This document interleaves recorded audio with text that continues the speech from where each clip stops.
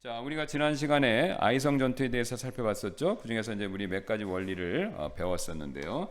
그 중에 첫 번째가 어떤 것이었습니까? 하나님은 다양한 방법으로 약속을 성취하신다. 그래서 아시는 것처럼 여리고서는 기적 같은 방법을 쓰셨죠. 예. 근데 아이성 전투는 처음엔 패배했지만 어떻습니까?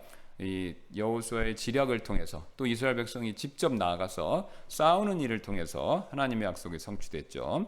그래서 하나님은 이처럼 하나님 직접 하시기도 하고 사람을 쓰시기도 합니다. 또 사람이 이성도 쓰시고 하나님의 또 지혜를 주시기도 하고, 두 번째 원칙, 하나님은 우리의 불순종을 징계하시지만 그 목적은 항상 회복에 있다. 그래서 우리가 혼나고 멈추는 것이 아니라 하나님은 회복시키시기 위해서입니다. 그 다음에 세 번째가 하나님은 회개한 자에게 항상 두 번째 기회를 주신다는 거죠. 아이성의 첫 번째 실패에서 끝난 것이 아니라 하나님은 세컨 찬스, 두 번째 기회를 주셔서 결국은 하나님께서 약속하신 대로 그것을 이루셨죠. 예, 그래서 우리가 그 전에 필요한 것이 무엇이었냐라면 안타깝지만 아간의 죄에 대한 회개가 있었죠. 그래서 회개를 통해서 하나님께서 두 번째 기회를 주시는 것이죠. 여러분, 그래서 이게 굉장히 중요한 부분이 있습니다. 우리가, 저와 여러분이 습관적으로 짓는 죄 있죠. 어떤 죄는 가끔 짓지만요. 뭐 다윗이 우리아의 밧세바 모함과 한 번 지은 겁니다. 한 번. 그죠? 예, 그런 죄를 계속해서 연거푸 지은 건 아니잖아요. 그래서 어떤 죄는 이렇게 한 번 짓지만 어떤 죄는 습관적인 죄가 있습니다. 계속해서 지는 거예요. 그럼 우리가 계속해서 지면 다운돼서요, 하나님으로부터 멀어지는데 아닙니다. 우리가 회개하면요, 하나님은 그 문제, 그 죄에 대해서 두 번째 기회를 또 주시는 거예요. 그래서 그 문제를 극복하고 이길 수 있도록 또 기회를 주십니다. 또 넘어져도 회개하면요, 또 기회를 주시는 거예요. 7번, 의인 7번 일어나는 거 아시죠? 예, 그 7번이라고 했을 때 매번 하나님이 세컨 찬스, 첫 번째 넘어졌을 때 두 번째는요, 두 번째 일어나는 것은 두 번째 기회를 주신 거고, 두 번째 또 넘어졌다 세 번째 일어나면요, 그 하나님이 또 두 번째 기회를 주셨기 때문에 세 번째 일어날 수 있는 겁니다. 그러니까 하나님은 계속해서 기회를 주시기 때문에 우리가 뒤로 물러날 필요가 절대로 없다라는 거죠. 이스라엘 백성의 광야 여정에서도 알 수 있습니다. 잘못해서 원망 불평해서 하나님이 10번 나오는데 3번은 봐주세요. 그 다음에 나머지 7번은 원망 불평할 때마다 큰 벌이 내려요. 큰 벌이 내리면요, 거기서 끝! 그 다음에 없애고 모세일부터 새로 시작, 이렇게 안 하셨죠? 또 기회를 주시는 거예요. 그 근거가 뭡니까? 또 만나를 내리시고 또 메추라기를 주시고 또 반석에서 물을 나게 하시는 거죠. 그렇죠? 그러니까 하나님은 계속 회개할 때마다 두 번째 기회를 주시는 겁니다. 그러니까 우리가 낙심, 낭망, 원망, 뒤로 물러나는 것을 피하셔야 됩니다. 자, 이제 마지막 원리, 지난 시간에 못 살핀 내용인데요. 네 번째는 제가 좀 내용을 바꿨습니다. 지난번에 유인물 갖고 계신 분들 보시면 제가 그걸 잘못 써놔서, 오늘 네 번째 원칙은 뭐냐? 하나님께서는 하나님의 방법보다 하나님 자신을 더욱더 신뢰하는 것, 이것을 굉장히 매우 원하신다라는 거죠. 제가 한번 미국 드라마 본 적이 있는데, 그 드라마에서 이제 기도와 관련된 거 있어요. 뭐 시티콤 이런 건데, 완전 기독교적인 건 아닌데 뭐 이제 재밌으라고 하는 겁니다. 거기 이제 아내가 기도를 해요. 이제 이 사람들은 이제 세속인인데 교회를 좀 가면서 신앙을 갖겠다, 이런 이제 주제의 내용인데, 그러면서 이제 기도하라는 걸 배워서 기도를 해요. 근데 기도 내용이 뭐냐? 믿음이 없으니까 월급을 인상해 달라는 거예요. 아내분이 침대에 이렇게 딱 누워서 월급 인상해 주세요. 근데 진짜 월급이 오른 거예요. 그 드라마상. 그러니까 남편이 이제, 아니 어떻게 그렇게 째째한 거 같고 사소한 거 같고 그러냐, 큰 거 구해야지. 그래갖고 못마땅했는데 아내가 기도에 맛이 들린 거예요. 그래서 멈추지 않고 계속 기도를 하는 거예요. 이게 기도하니까 통한다, 내가 원하는 바가 이루어진다, 이렇게 생각하고 계속 기도를 하는 거예요. 그래서 이번에는 자기가 좋아하는 명품 신발 세일하게 달라고 기도했는데 또 진짜로 그게 딱 자기 원하는 때 세일이 된 거예요. 예. 자, 보니까 이제 옆에서 그걸 말리던 남편분이 자기도 생각이 바뀐 거예요. 이거 뭐 되나 보다. 그러더니 이번에 이 남편분은 미국 사람이니까 자기가 좋아하는 풋볼팀이, 그 뭐죠? 그 풋볼 게임, 그 미국 풋볼 리그에서, 까먹었네. 예, 하여튼 슈퍼볼. 예, 슈퍼볼에서 1등하게 해달라, 그렇게 딱 기도를 이제 하는 장면이 나옵니다. 그런데 결국은 돼요, 안 돼요? 안 되죠. 예, 안 되면서 이제 싸우면서, 이제 예상대로 이야기가 아니면서 꼬이게 되는 그런 내용인데, 여러분 사실 우리가 이 드라마가 보여주는 게 있죠. 우리 인간의 본성입니다. 어떤 본성이냐면요, 우리는요, 하나님 아니면 하다못해 신이나 하나님을 조종하려고 하는 어떤 코드, 그다음에 패턴, 이런 거를 알고 싶어하고 그런 거를 가지고 조종하려는 본성이 있어요. 이상하게. 본능 본성이 있어요. 그래서 흔히 이런 게 있죠. 특정 장소에서 특정 방법으로 기도했더니 응답받았다. 그래서 이런 얘기 있어요. 흔하게 우리 교단에서, 우리 침례교회에서는 그런 얘기 안 하지만 기도빨을 잘 받는 기도원이 있어. 그죠? 그죠? 예. 또 하나님이 무조건 들으시는 기도 방법이 있어. 뭐 금식, 소원, 서원, 이런 거 있죠. 예. 이런 방법 굉장히 많죠. 그래서 내가 기도 응답의 비밀 찾았다라고 얘기도 하고 책도 쓰고 집회도 하고 그러는데, 자, 여러분 사실 여기서 큰 오해가 있죠. 우리 하나님은요, 우리 사람이 조작하거나 통제할 수 있는 존재가 아니에요. 그 이상에 계신 분이에요.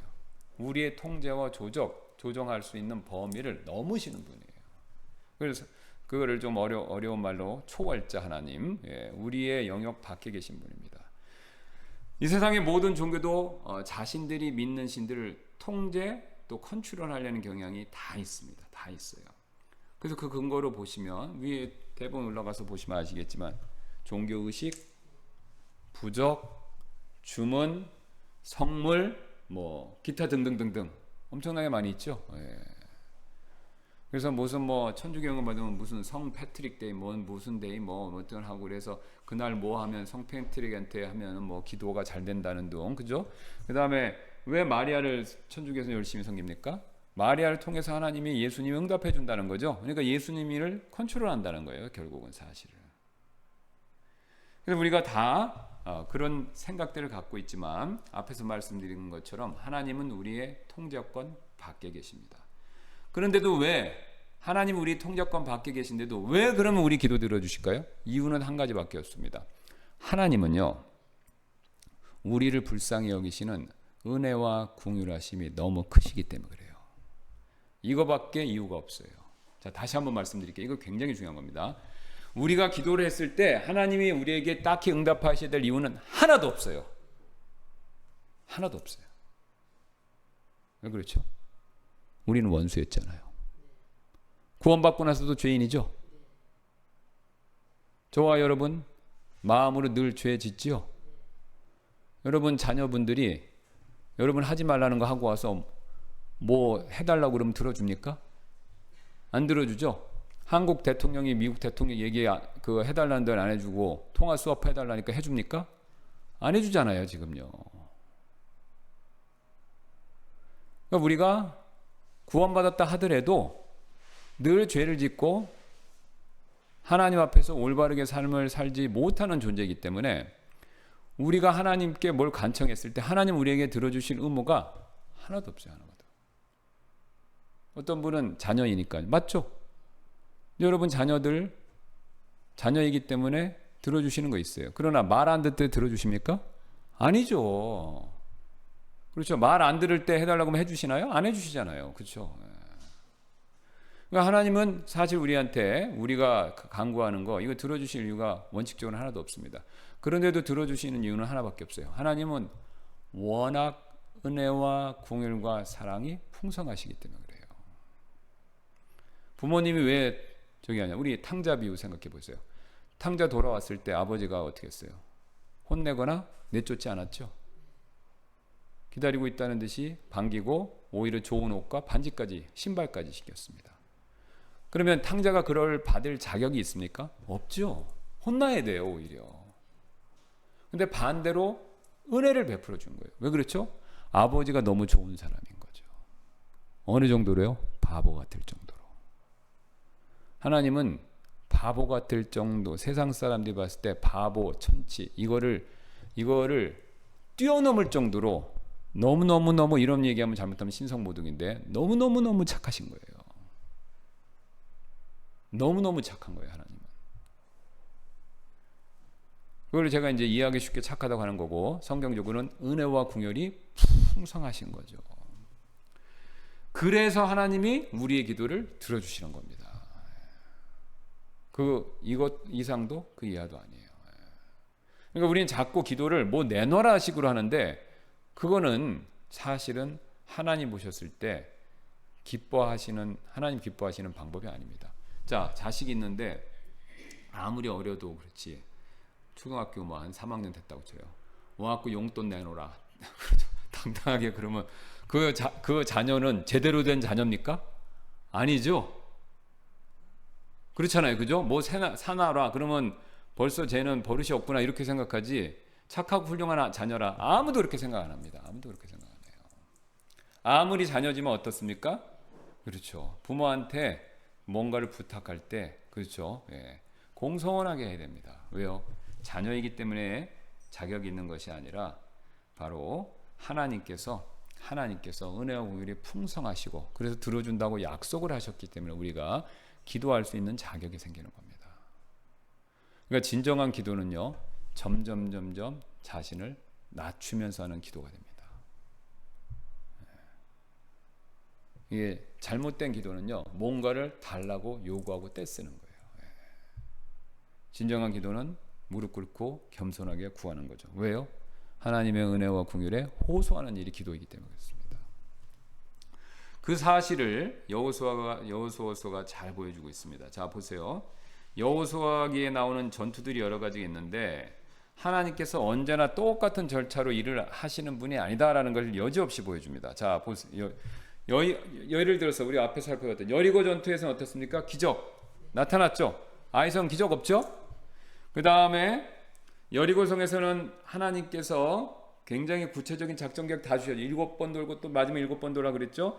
아이성은 여호수아가 자기가 스스로 합리적으로 생각해서 작전 세웠죠. 그 다음에 우리 10장 가서 보겠지만 기브온 전투 나오죠. 거기서는 하나님께 기도를 합니다. 기적을 베풀어 달라고. 앞에 두 번은 기도하는 장면이 없어요. 기도를 했더니 해가 멈추잖아요. 그죠? 예. 그러니까 그 기도를 했는데 그 다음에 오늘 앞에 두 전투에서는 기도가 없어요. 그러면 하나님께서 이렇게 다양한 방법으로 역사하시는 이유는요, 하나님 대신에 기적이나 지략이나 심지어는 기도까지도 의지하지 말라는 겁니다. 하나님이 일하시는 방법을 의지하지 말고 하나님 자신을 신뢰해야 된다. 이거를 하나님 보여주시는 겁니다. 자, 정상적인 부모님이라면요, 그 어떤 부모님도 자신의 자녀들에게 좋은 것 줄 때, 돈이나 뭐 좋은 것 줄 때, 그 내가 주는 좋은 것, 돈 대신에 주는 부모님을 더 사랑하고 신뢰하기를 원하시죠? 여러분 그렇죠? 어른들이 하는 얘기가 있습니다. 아, 우리 며느리는, 우리 딸은, 우리 자식들은 돈만 받아가면 땡이야. 그죠? 부모님은 생각하는 게 없고 돈만 받아가면 그걸로 끝이야. 자, 이렇게 해서 얘기하시는 이유가 뭡니까? 그게 올바르고 정상적이고 잘하는 게 아니기 때문에 그렇죠. 근데 우리가 하나님과의 관계에서도 마찬가지입니다. 하나님과의 관계에서도요, 우리가 하나님이 일하시는 방법, 하나님이 주시는 것에 우리는 집착하기 쉬운데 사실은 하나님이 원하시는 것은요, 그것 뒤에서 역사하시는 하나님 그분 자신입니다. 그래서 이 하나님이 하시는 방법, 일, 좋은 것보다 하나님과 관계를 맺는 것, 이게 굉장히 중요하고, 이거를 뭐라고 부르냐면 우리가 아시는 것처럼 하나님과 교제하는 일이다, 이렇게 얘기하는 거죠. 그러니까 하나님은 우리와 교제하기를 원하세요. 즉 자신이 하는 일을 통해서 그 일을 붙드는 게 아니라 그 일 너머에서 그것을 주관하시는 나 하나님, 성경에서 하나님의 이름의 근거는 여호와 하나님, 그분과 교제하기를 원하시는 거죠. 그래서 성경에 나와 있죠. 고린도전서 1장 9절, 하나님은 신실하시니 그분에 의해 너희가 그분의 아들 예수 그리스도로 우리 주와 교제하도록 부르심 받아. 자, 부르심 받았는데 목적이 뭡니까? 교제하도록. 누구하고요? 예수 그리스도 우리 주와 교제하도록 부르심을 받은 겁니다. 그러니까 부르심은 구원을 위해서 부르심도 있죠. 그럼 구원받고 우리는 뭐 하죠? 천국 가니까 마음대로 사는 겁니까? 아니죠. 누구하고 교제하는 거예요? 주님과 교제하는 겁니다. 주님과 교제하는 거죠. 요한일서 1장 3절에도 나오죠. 우리가 보고 들은 것을 너에게 밝히 드러내면 너희 또한 우리와 교제하게 하려 함이니 진실로 우리의 교제는, 자, 사도들과 우리가 교제하기 위한 건데, 이 사도들이 하는 교제는 뭐냐? 우리의 교제는 아버지와 그분의 아들 예수 그리스도와 함께 하는 것이라. 사도들의 교제는 누구와 교제하는 거래요? 아버지와 아버지 아들 예수 그리스도와 함께 하는 거, 이걸 얘기합니다. 자, 그러면 그리고 하나님과 이렇게 풍성한 교제를 막 누리면서 사는 신앙생활의 삶이 있죠. 자, 이거를 저를 봐주시면 그게 영원한 생명, 영생입니다. 자, 다시 한번요. 그럼 우리의 신앙의 목적은 뭐죠? 구원받아서 끝이 아니라 뭐 아까 고린도서지서 말씀처럼 교제하는 거예요. 근데 그러니까 교제를 하나님과 막 교제하면서 사는 삶을 영생이라고 부르는 겁니다. 자, 요한복음 17장 3절. 또 영생은 이것이니 곧 그들이 유일하신 참 하나님이신 아버지와 아버지께서 보내신 자 예수 그리스도를 아는 것이니라. 자, 여기서 아는 것이 중요한데 여러 번 말씀드렸죠. 여기서 안다는 건 단순히 지식적으로 아는 거, 그게 아니라 인격적으로 아는 겁니다. 인격적으로, 개인적으로 아는 거예요. 자, 우리 교회 밖에 있는 분들, 요 주변에 있는 분들은요, 제가 우리 교회 목회자라는 걸 압니다. 그렇죠? 저희가 이제 전도지도 나눠주고 가끔 음식도 아니면 초대도 하니까 제가 이 교회 목사님이라는 거 다 알아요. 자, 그러나 그분들이 저에 대해서 아는 것은요, 제 이름이나, 그죠? 제 얼굴 정도예요. 그렇죠? 예, 그 이상은 몰라요. 그러나 여기 계신 분들은 지금 여기 계신 분들이 저를 아는 것과 밖에 분들이 아는 것은요, 천차죠. 예. 왜냐하면요, 저와 여러분들이 교제를 통해서 제가 누군지를 소상히 알고 계시기 때문에 그렇죠. 그리고 만약 제가 예수님처럼 완벽하게 훌륭한 사람이라면, 이건 가정입니다. 예, 기대하시면 안 돼요, 저한테. 이건 완벽하게 정말 완전하게 훌륭한 사람이라면 저를 아는 일이 매번 기쁘겠죠. 그죠? 아, 목사님은 알았더니 와, 예수님 같아. 그죠? 인내도 잘하시고 온유하시고, 아, 예수님이야. 진짜 살아있는 예수님이야. 그러면 저를 알고 저하고 교제하는 일이 기쁜 일이겠죠. 그죠? 근데 이제 왜 기쁜 일이 현실적으로 안 되냐? 아, 목사님이 했더니 실망이야. 그죠? 예. 이런 점은 내가 참 새로 알았는데 이건 참 실망이야. 그러니까 교제하는 일이 껄끄러운 거 아닙니까? 근데 제가 완벽하게 예수님 닮았으면요, 저를 알고 저와 교제하는 일은 매번 기쁘고 신나는 일이 되죠. 이거는 성도분들 간에도 똑같죠. 서로 아니까 어우, 저분은 너무 훌륭해, 몰랐는데 더더욱 훌륭한 것 같아. 그러면 교제하는 게 어떻습니까? 더 기쁘고 즐겁죠. 근데 반대로 아유, 흠이 많네 이거, 그러면은 괴롭죠. 서로 안 보고 싶어지는 거예요. 그게 너무 심해지면 교회를 떠나시기도 하고. 여러분, 하나님과 교제 관계도 이와 마찬가지입니다. 하나님과 교제를 하면요, 하나님은 워낙 훌륭하시니까 기쁘고 즐겁고 행복할 수밖에 없는 거예요. 그리고 하나님을 알면서 느끼는 기쁨과 즐거움과 행복감 있죠? 그게 막 내 삶에 넘쳐나는 거죠? 예, 그게 바로 영생입니다. 그러니까 하나님이 좋으신데 그 좋은 하나님과 교제를 하면 신나고 좋은 거예요. 그게 이제 우리가 일명 얘기하는 은혜 받은 겁니다. 은혜 받는 거예요. 그 은혜를 받으면 어떻습니까? 내 삶이 활기차죠. 그게 영생이에요. 그래서 아주 쉬운 예로 예배 때 그게 잘 드러나요. 자, 우리는 예배를 하려고 세팅을 다 합니다. 여기 장소도 따로 떼어 분배하고, 여기 오시는 분들도 시간도 따로 떼어 분배하고, 복장도 구별하시고, 그 다음에 마음까지도 구별하시고, 물질도 다 구별하시고, 그래갖고 우리가 모든 걸 구별해서 딱 하면 하나님과 예배 시간에 말씀과 기도와 찬양 가운데서 하나님을 경험하죠. 하나님과 일종의 교제하는 겁니다. 그럼 교제를 하면 어때요? 좋죠. 은혜를 받으시죠. 그러면 예배 끝나고 최소한 주일 저녁까지는 마음은 기쁘고 즐겁습니다. 그게 바로 영생이에요. 그리고 우리가 그런 영생을 누리는 영원한 생, 그러니까 왜 영생이라고 그러냐면요, 그런 기쁘고 즐거운 게 천국에서 무한히 반복되는 겁니다. 왜 천국에 가고 싶냐? 금길 은길이 있어서도 아니지만 금길 은길은 맨날 보면 똑같습니다. 그죠? 처음에 여러분 다 그러시잖아요. 아파트 새로 새 집 딱 이사 가면, 그죠? 좋지 않습니까? 차도 새 차 사면 좋잖아요. 금목걸이 명품도 새로 처음에 사시면 좋지 않습니까? 몇 번 차고 다니시면요, 별거 없어요. 감동이 사라집니다. 그럼 천국도 마찬가지입니다. 가서 휘황찬란한 게 있겠죠, 진짜로. 막 우리가 눈이 이렇게 커질 겁니다. 그런데 그거 몇 번 보면요, 똑같은 거예요, 사실. 그런데 왜 천국이 기쁜 거냐? 주님이 계시기 때문에 그렇습니다. 그분과 방해받지 않고 교제를 하니까 기쁘고 즐거운 거예요. 그런데 하나님을 알면 알수록 계속 기쁨이 넘치는 거예요. 근데 우리 하나님 무한하시잖아요. 그러니까 좋은 점이 무한하신 거예요. 그러니까 하나님을 찾고 알고 하는데 다함이 없는 겁니다. 그럼 어제보다는 오늘, 오늘보다는 내일은요. 내일이 하나님에 대해서 더 많이 알고 예수님에 대해서 더 많이 풍성하게 알고 그래서 기쁨과 즐거움은 계속 넘쳐나는 겁니다. 계속 넘쳐나요. 이 세상 기쁨은 한계 효용이라고 그러죠. 이렇게 떨어집니다. 근데 하나님을 아는 기쁨은 계속 가요. 무한하시기 때문에. 그게 영원한 생명이고 그 영원한 생명을 이 땅에서부터 누릴 수가 있습니다. 어떻게 해요? 하나님께 집중하는 겁니다. 하나님이 하신 일, 우리가 하나님께 나아가는 방법보다 하나님 그분께 집중하는 거예요. 이 순서가 헷갈리면 잘못하면 우상이 됩니다. 그렇죠? 모세가 광야에서 노뱀을 들었는데 사람들은 그 노뱀 끝에서 나오는 하나님을 봐야 되는데 나중에 어떻게 됐습니까? 노뱀만 봤죠? 그리고 느스탄 우상을 만들지 않았습니까? 이게 우리의 약점입니다. 그래서 하나님께서는요 여호수아에게 다양한 방법으로 어떤 것도 패턴을 삼아서 그게 하나님과 이스라엘 백성들 사이에 우상이나 걸림돌이 되지 않게 하신 거예요. 그러니까 다양하게 바꾸시는 거예요. 그러니까 우리 삶에서도 그런 원리가 있습니다. 그러니까 하나님이 때때로 우리가 정신 못 차리게 막 여러 가지 방법으로 우리 삶을 이끄시는 거예요. 왜요?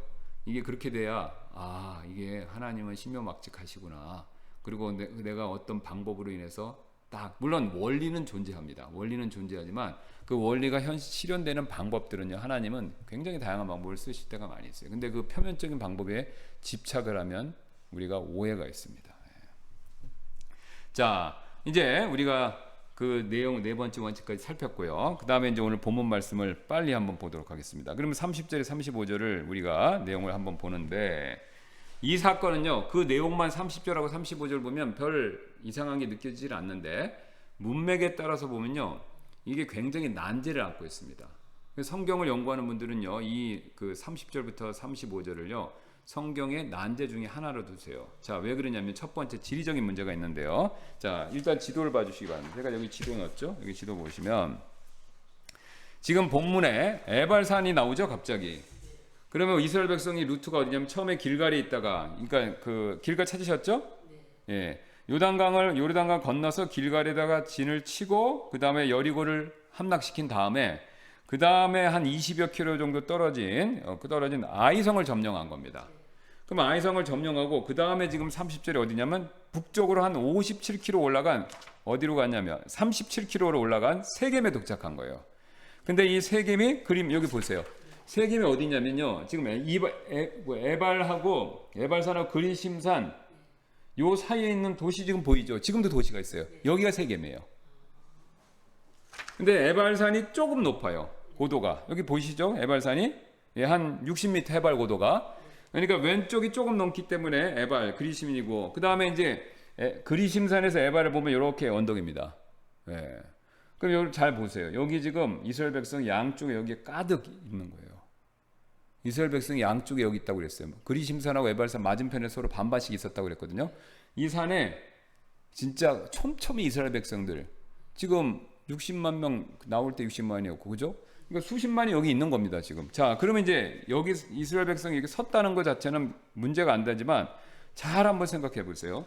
여기 지금 그러면 이거 아이성에서 끝나고 이스라엘 백성이 여기서 이렇게 가든지 아니면 나눠서 가든지 아니면 같이 가든지 수십만의 이스라엘 백성이 여기 갔다가 여기로 올라간 겁니다. 근데 올라가는 것까지 좋았어요. 근데 다음에 9장을 넘겨보면요. 이스라엘 백성이 또 어디 있는 걸로 나오냐면요. 9장 6절 보면요. 길갈에 있어요. 다시 또. 네, 그러면 보세요. 수십만 명 이렇게 올라갔다가 다시 이렇게 내려왔다는 거예요. 요 길이가 30km, 57km예요. 그럼 수십만 명 이렇게 올라갔다 이렇게 내려간다? 근데 문제는 여기 적진인이잖아요. 근데 성경은 여기서 싸웠다는 얘기가 한 구절도 없어.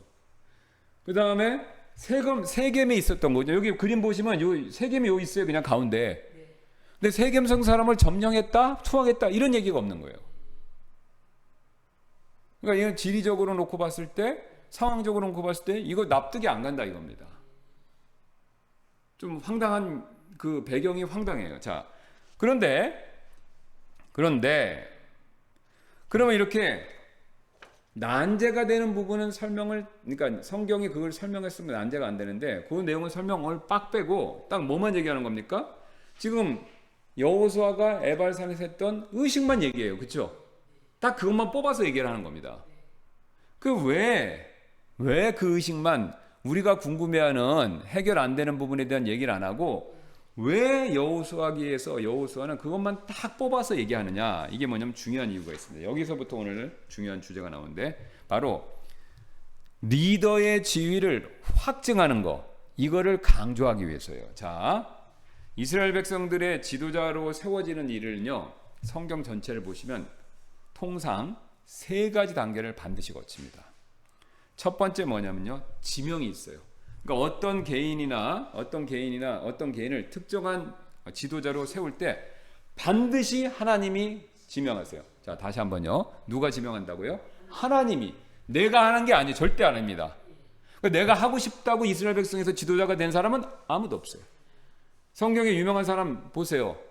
노아부터 시작해갖고 다 누구예요? 항상 하나님 아브라함도 하나님 지명하는 거예요.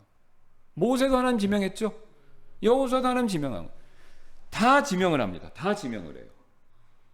그럼 지명받은 사람은 곧바로 리더가 되는 게 절대 아닙니다. 지명받았다는 거를 확증을 해야 돼요. 입증을 해야 돼요. 입증. 그럼 입증이 말이 아닙니다.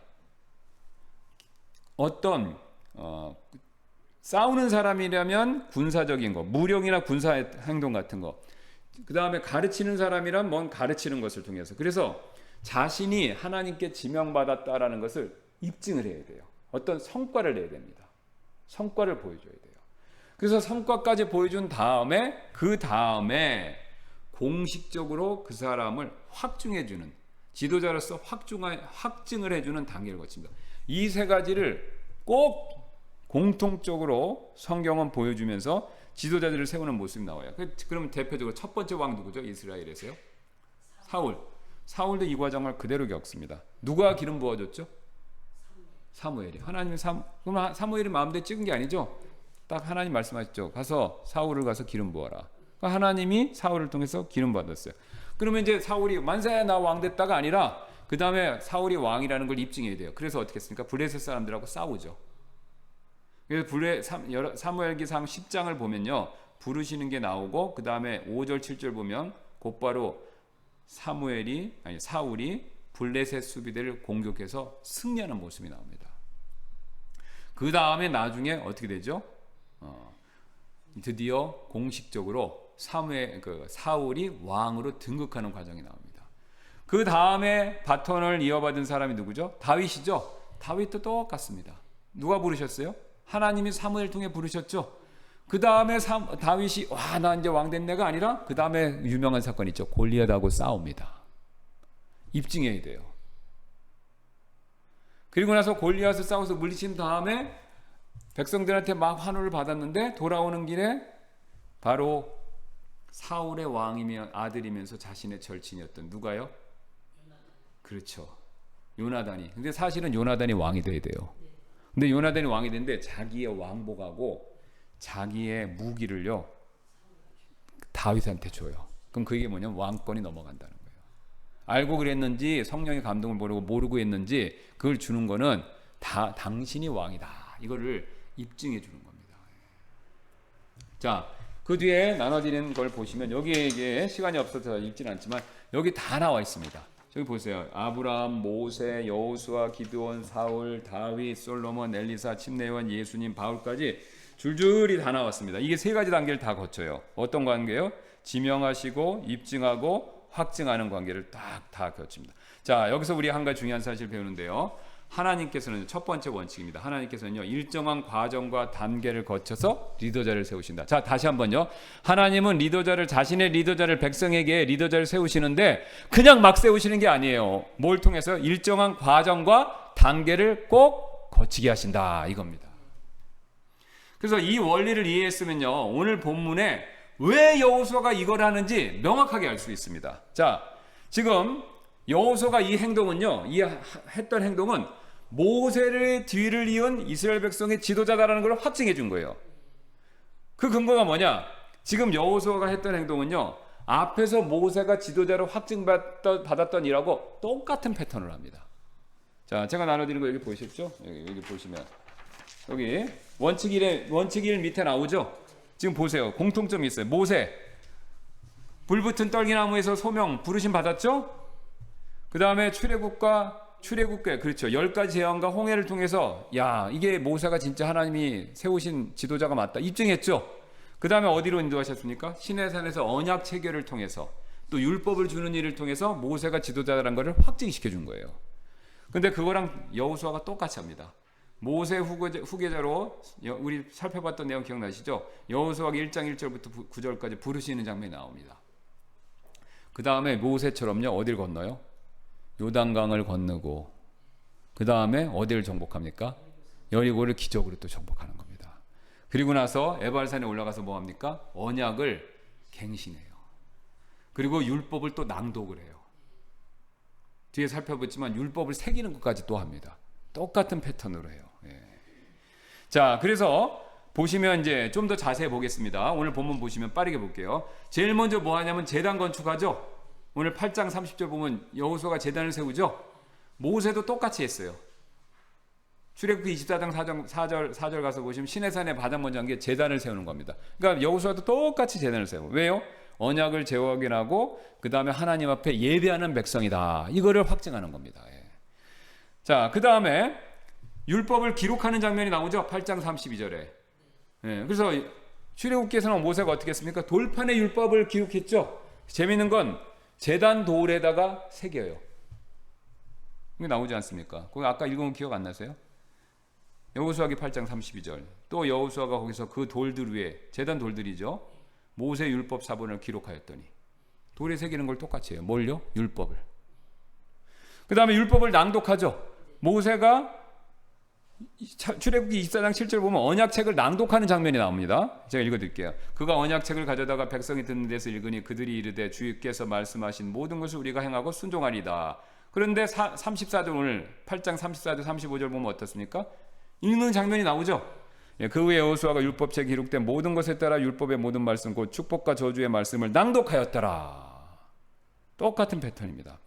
그 다음에 언약을 재확인하는 장면이 나와요. 그래서 피 뿌리는 언약이 나오고 거기서 순종하겠다고 얘기하고 그 다음에 축복과 저주의 선언이 있죠. 오늘 여호수아도 똑같이 나옵니다. 축복과 저주의 말을 해요. 번제원물 드리고 축복과 저주가 나옵니다. 31절 33절 다 나오죠. 예, 34절의 마지막에 이렇게 나옵니다. 그 후에 여호수아가 율법책에 기록된 모든 것에 따라 율법의 모든 말씀 곧 축복과 저주의 말씀을 낭독하였더라. 자, 동일한 패턴이 나옵니다. 여기서 우리 또 다른 원칙을 발견할 수 있는데요. 하나님께서는요 오늘날에도 동일한 과정과 단계를 거쳐서 교회의 리더들도 똑같은 방식으로 세우신다 이겁니다. 자, 오늘 여호수아 보시니까 어떻게 했어요? 지명하셨죠. 하나님이 부르셨죠. 그 다음에 그것과 똑같이 교회도 똑같습니다. 하나님이 다 부르시는 거예요. 첫 번째 누구 부르셨어요? 사도들. 그렇죠? 그 다음에 사도들 중에서 맨 마지막에 누구 부르셨어요? 바울. 나중에는 바울과 티모노스 사역했던 바나바도 부르셨어요. 그 다음에 에베소 장로들도 부르시는 장면이 나옵니다. 그 다음에 목회자도 부르시는 거죠. 하고 싶다고 하는 게 아닙니다. 하나님 부르셔야 하는 거예요. 자, 근데 이 부르실 때 특징이 있습니다. 성령님이 부르시는 거예요. 성령님이 부르시는 거죠. 그 다음에 부르심을 받았으면 그 부르심이 맞는지 안 맞는지 입증하는 단계가 꼭 있어야 돼요. 입증하는 단계가. 그럼 오늘 여호수아는 입증하는 단계를 거쳤죠. 자, 모세의 후계자로서 이스라엘 백성의 새로운 차세대 지도자라는 것을 부르심 받았다는 걸 어떻게 입증했습니까? 그가 리더십을 발휘해서 요단강 건너고 여리고 점령하고 아이성 이겼죠. 입증한 겁니다. 오늘날 교회에서도 똑같습니다. 지금 교회 목회자들은 칼 들고 나가 싸울 일은 없어요. 그렇죠? 십자군 전쟁을 할 필요는 없으니까. 그럼 다른 방법으로 교회의 리더들, 즉 예수님의 제자인 것을 입증해내야 됩니다. 입증해내야 돼요. 그래서 말이 아니라 사역 속에서 열매로 입증해내야 됩니다.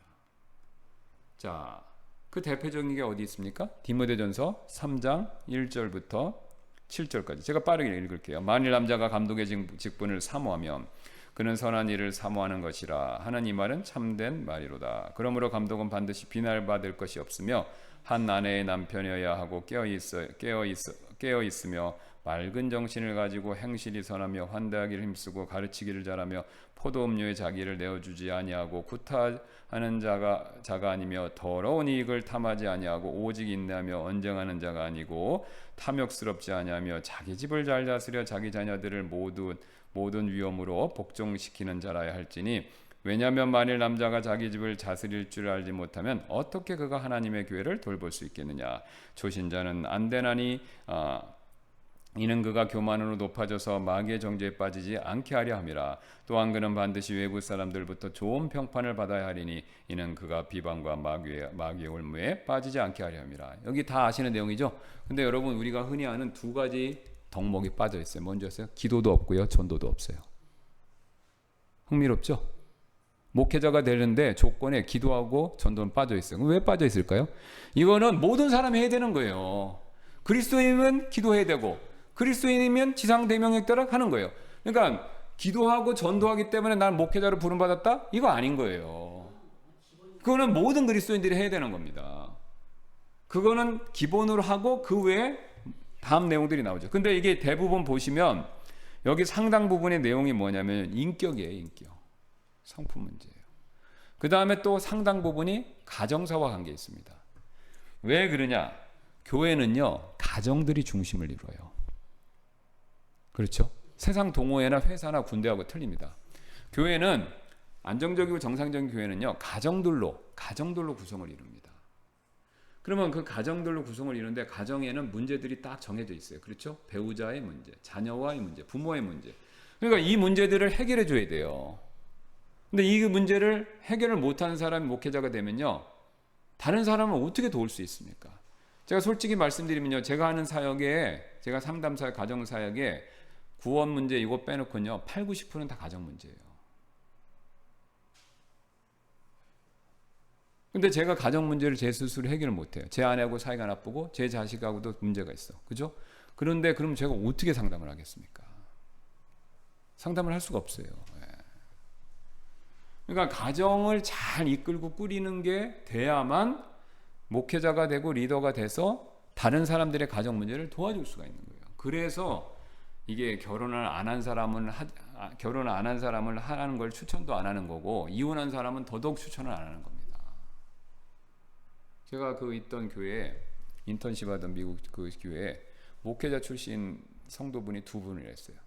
한 분은 목회자인데 사역하기 싫다고 부인이 도망갔어요. 그러니까 우리 독립침례교회는 이혼 당한 거죠. 어쨌든 우리 흔히 하는 말로. 그러니까 이제 그러면은 어쨌든 이혼을 했으니까 우리는 이혼하면은 목회 못하는 걸로 믿지 않습니까? 그러니까 그분은 그것대로 자기가 내려놓은 거예요. 목회 내려놓고 또 재혼하시고 자기가 썬데이 스쿨에 그 얘기를 했어요. 그분이 난 그래서 하나님 인도하시지 않는 게 뜻이라고 믿고 나는 그냥 이 교회를 섬긴다. 그래서 그냥 그냥 일 하시면서 교회 섬겨요. 근데 이제 목회를 했으니까 가르치는 일을 섬기는 거예요. 또 한 분이 있어요. 가정이. 그분은 왜 그런지 개인적으로 모르는데 그분도 신학교 공부하고 목회까지 했는데 그분도 무슨 사정이 있어서 안 하시는 거예요. 근데 조용히 교회를 섬겨요. 그래서 그 교회에 그 미니스트리 그러니까 널싱홈 그러니까 요양병원 같은데 전도하고 그런 거 맡아서 하는 거예요.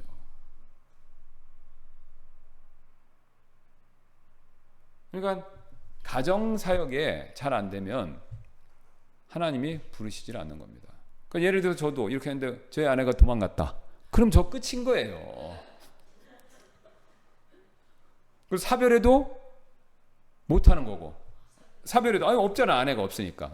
아내가 없으니까 사별해도 엄격하게 그러니까 보통 또 재혼을 하시는데 이혼한 사람하고는 안 하고 그죠? 이제 결혼을 안 하신 분들하고 또 하는 거죠.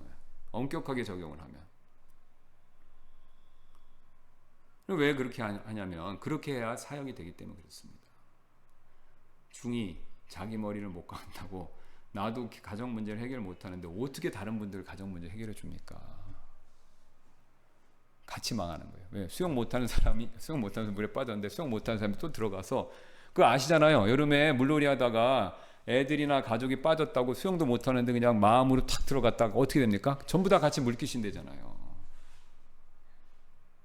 그거랑 똑같은. 그러니까 하나님이 우리 교회와 그 본인 자신과 다른 분들을 위해서 하지 말라고 그러는 거예요. 그러니까 못하게 하는 게 아니라 준비가 돼서 하라는 겁니다. 준비가. 왜? 그만큼 이게 쉬운 일이 아니기 때문에 그래요. 그리고 여기 이제 마지막 단계 보겠습니다. 이제 마지막에 이제 확증을 하는 거죠. 예, 이제 그래서 이제 오늘 사건이 확증해 준 사건이에요. 그죠? 에발산의 사건이 확증해 준 거예요. 예, 모세도 확증받았듯이 이제 확증을 받은 거예요. 그래서 이제 지도자로 딱 세워 드리는 건데, 자, 신약 시대 요 마지막 요거 보겠습니다. 요거 목회자가 적용되는 이제 구체적인 내용. 이제 하나님이 지명하시죠. 성령을 통해서 부르십니다. 그래서 내적 소명이 있어요. 근데 이 내적 소명은 자기가 하고 싶어서가 아니라 성령이 부르심이 있어야 돼요. 그리고 외적 소명이 있습니다. 그건 뭐냐면 교회가 인정해 줘야 돼요. 교회가. 그러면 성령이 나를 부르셨다는 근거가 뭐냐? 성령은 항상 말씀과 사역을 해요. 그러니까 부르셨다는 것에 대한 말씀이 있어요. 저는 개인적으로 내 양을 먹이라는 말씀으로 하나님 저를 부르시는 걸 제가 느꼈어요. 네. 그래서 하나님의 양을 먹여야 되겠다. 그 말씀을 통해서 확신이 있었던 거예요. 단순히 내가 하고 싶어서 멈추는 게 아니라 그걸 말씀으로 확증을 해 주셔야 됩니다. 확증. 그리고 교회도 인정을 해야 되고, 자, 교회도 인정을 해야 돼요. 자, 그 다음에 이제, 그럼 제가 지명받았다는 걸 입증을 해야 되죠? 입증해 주는데, 자, 지금 우리가 여호와의 전쟁을 하는 시대가 아니잖아요. 그러니까 나와서 싸울 필요는 없어요, 물리적으로. 그럼 어떻게 되냐? 예수님의 제자니까 뭘 해야 되냐? 말씀을 잘 전해야 됩니다. 오늘 굉장히 중요한 특징을 얘기해요. 자, 모세하고 여호수아는요, 공통점이 있어서 말씀. 모세는 말씀을 선포했고, 여호수아는 그 말씀을 다시 한. 그러니까 여호수아는요 단순히 군사적인 지도자가 아니라 말씀을 해석하고 전하는 사람이었다는 거예요. 그러니까 교회도 똑같습니다. 말씀의 중심에 사역을 해야 돼요. 그 다음에 교회에서는요 작은 일에서부터 신실하게 순종하고 충성을 해야 됩니다.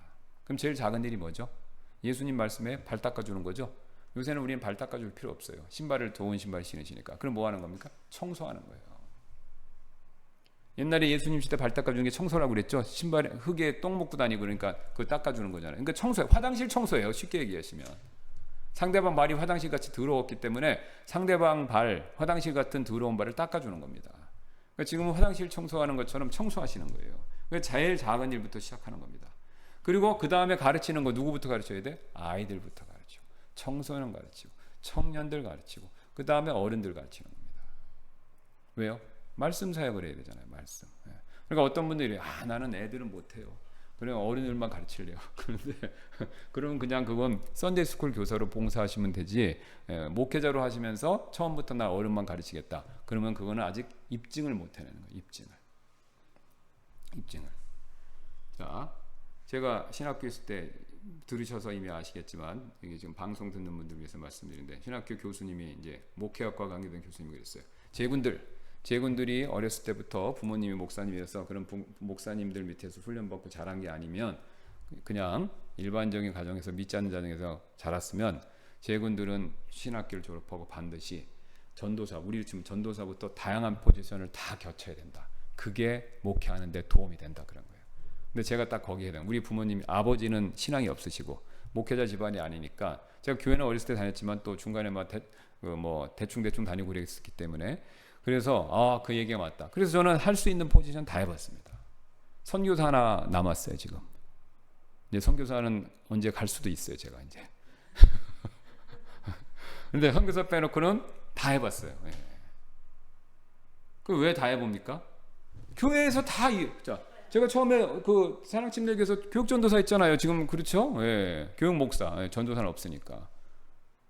그 마라나타에서 또 그 다음 단계 부목사도 했고, 그 다음에 다른 교회에서도 다 해봤어요. 예. 그러니까 다 해본 게 필요합니다. 제가 어린애 예배 인도할 수 있는 거 경험을 해봤기 때문에 하는 겁니다. 안 해봤는데 제가 하려면 힘들잖아요, 사실은요. 그러니까 다 해봐야 그것을 가르쳐 드릴 수가 있는 거예요, 사실은. 그 다음에 확증을 해야 됩니다. 확증을 해야 되는데 이제 확증은 뭐 하냐? 안수하는 거죠. 예, 안수하는데 우리는 이제 보통 교단이 없으니까 교단에서 해주진 않고 우리 교회를 중심으로 같이 교제하는 교회가 그렇죠. 우리 최근에 이정엽 선교사님 파송 받을 때 그게 딱 정확한 그 모델입니다. 예. 본교회하고 서울제일침례교회 본교회하고 그 다음에 교제하는 교회들이 가서 안수해드리고 파송하고, 그 다음에 파송받아서 지금 왕성하게 사역하는 건 우리가 매일 보고받잖아요. 그죠? 그러니까 잘하시는구나. 그죠? 근데 거기서 만약에 이정엽 선교사님이 삼천포로 빠지면요, 그거는 이제 목회자로서 자격이 없는 거죠. 맨날 놀기만 하고, 그죠? 예. 사역 안 하고 뭐 딴 것만 하면은 안 되는 거 아닙니까? 예. 그러니까 우리가 확증을 해줄 수가 없는 거죠. 그래서 우리 교회는 앞으로 이 세 가지 단계를 거치는 것을 완전히 교회의 공식 룰로 이제 정해야 된다. 저는 그렇게 생각합니다. 여러분들도 다 동의하시죠? 예. 그래서 우리가 그렇게 해서 정해서, 왜냐하면 이게 성경에 요구하니까, 신약만 요구하는 게 아니라 구약도 하고 신구약이 동일한 패턴으로 요구하기 때문에 우리는 그렇게 해야 됩니다. 그러니까 처음에 부르심이 정말 있는지, 그렇죠? 예. 그 다음에 부르심이 있다면 그걸 입증하는 단계가 있어야 되는 겁니다. 그 다음에 입증을 다 했으면 그 다음에 우리가 그것을 확증하는 단계를 통해서 사역자로 이렇게 세워주는 거죠. 예. 그러니까 이런 중간 과정 없이 뭐 저하고 친하니까 안수해주고, 그죠? 그런 거 없습니다. 예. 그 다음에 또 기도하고 전도 열심히 하니까 입증하는 거 없이 그냥 목회자 되겠다, 이것도 안 돼요. 왜냐면 다른 것도 다 요구하니까. 아까 거기 저기 디모데서신서 디도서에도 나오잖아요. 그 조건을 다 충족해야 됩니다. 그리고 아내가 없으면은 안 되는 거고요. 예. 말씀드렸잖아요. 우리 아내가 도망가거나 죽으면 저는 목회를 못 하는 겁니다. 예. 그 이게 뭡니까? 부인한테, 아내한테 잘해야 된다 이거죠. 물론 목회를 위해서 잘하면 안 되겠지만, 그걸 위해서 잘하면 안 되겠지만, 어쨌든 잘 해줘야 된다라는 거죠.